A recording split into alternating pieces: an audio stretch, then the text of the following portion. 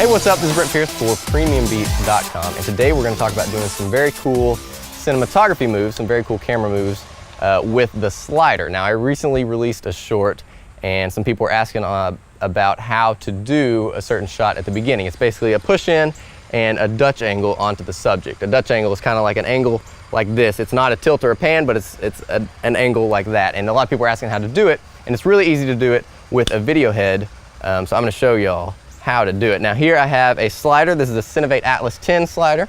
A very nice smooth slider for DSLRs. I have a light stand on each side to stabilize it, and I have some sandbags down at the feet to make sure you don't wobble.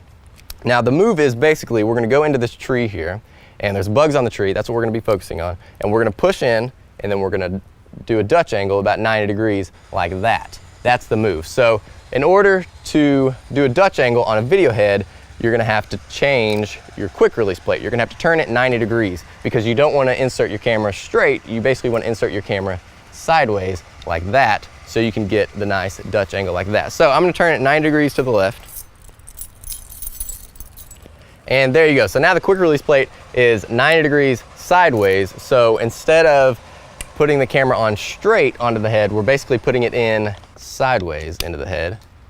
Lock that down, and now you can see how our move is going to work. We're going to start back here, we're going to push in, and then we're going to do a Dutch angle like that. As simple as that. Now, it is a very simple move, but there is one key factor that you have to keep in mind, and that is focus. If that's my focus point, back here, I'm going to be in focus, but when I get all the way up here, I'm going to be out of focus. So a key point is to make sure that you are focused. So in order for us to do that, we are going to have a helping hand from a camera assistant.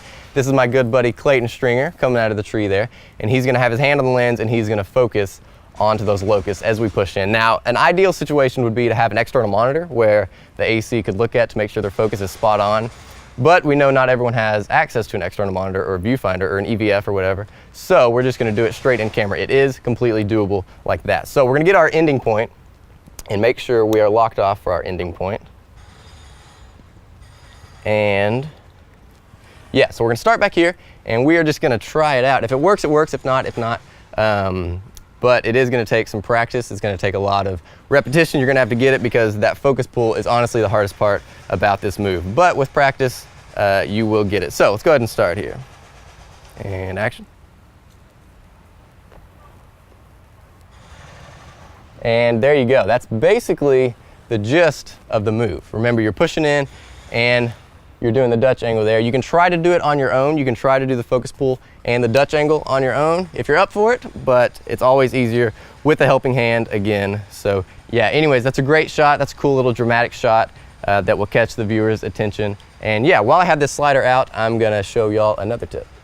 So we talked a little bit about how you can turn the quick release plate 90 degrees and get some cool movements. We're going to hang on to that technique, and we're going to do a little bit more with this slider. Now most of the time slider movements are just straight horizontal like this, and they look awesome, but what if you want to get an angled shot? Now I did a shot in that short where it was angled. It started up here and it kind of angled behind some leaves onto the runner, and that was really cool, and some people asked how to do that as well. So this is how you do it. Now I have a setup here. This is a tripod with a tripod head, and then the slider, and then another head, which the camera right here sits on top. And that's great for horizontal movements, and these two heads allow a lot more movement if you want to adjust anything. So we're going to use this setup and put the camera down. We're going to use this setup, and we're going to use that same technique by turning the quick release plate. This time we're going to take the whole slider off. This is a quick release plate. We're going to turn the quick release plate 90 degrees again. Okay, so we turn the quick release plate 90 degrees sideways. So again, instead of going straight onto the head like that, we are going sideways like this. So now this allows us to get, if we loosen our tilt on our bottom head, this allows us to get the angled slider like that. And I'll turn it so you can see it like that. So if I go this way, now you can see that we're going to get some cool slides like that. Pretty neat. Okay, so this allows us to get a cool angled slide like that, which is what we're wanting. But as you can see, if we put a camera on this head, we're going to be angled while we're going down. So how do we fix that? Well, let me grab the camera. So again, we don't want to put it straight on. We want to Dutch tilt it. Well, how we talked about a second ago, Dutch tilting is as simple as turning the plate 90 degrees again. So we're going to do that right now. All right, so the quick release plate on my camera is now 90 degrees. So we're gonna go ahead and insert this, like this, into my tripod. Now our tilt feature becomes a Dutch. So we can do that, and now we're parallel with the ground. If we loosen our slider, you can do that, and that is honestly, that's basically it. It's gonna have to be really sturdy, so make sure your head is nice and solid. Make sure it's locked down really tight. If you have sandbags, use them. If you have any extra additional people on set, have them hold the tripod legs down, have them hold the slider to make sure it's really steady, because the more weight you put on a slider, the more wobbly it's gonna be, and you do not want that. So the basic move is this. Now that we're parallel to the ground, again, make sure everything is tight, and make sure this is tight also. Now that we're parallel to the ground, the basic move, you can either go up like that, or you can do opposite, go down like that. So I'm gonna have my lovely wife walk in front of this tree. I'm gonna move a little bit behind the tree, and we're gonna get a little shot and see how it looks.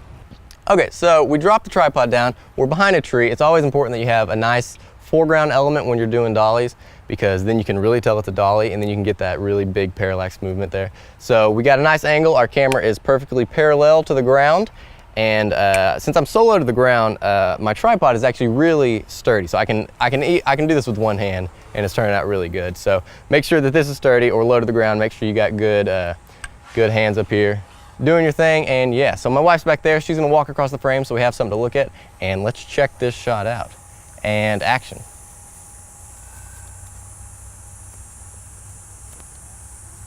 And cut. There you go, that simple, nice little angle dolly. Add production value. Horizontal dollies are great, but if you add a couple angle dollies in, that will definitely turn some heads to your videos. And yeah, I hope you guys learned something. Thanks for watching. I'll catch you guys in the next episode.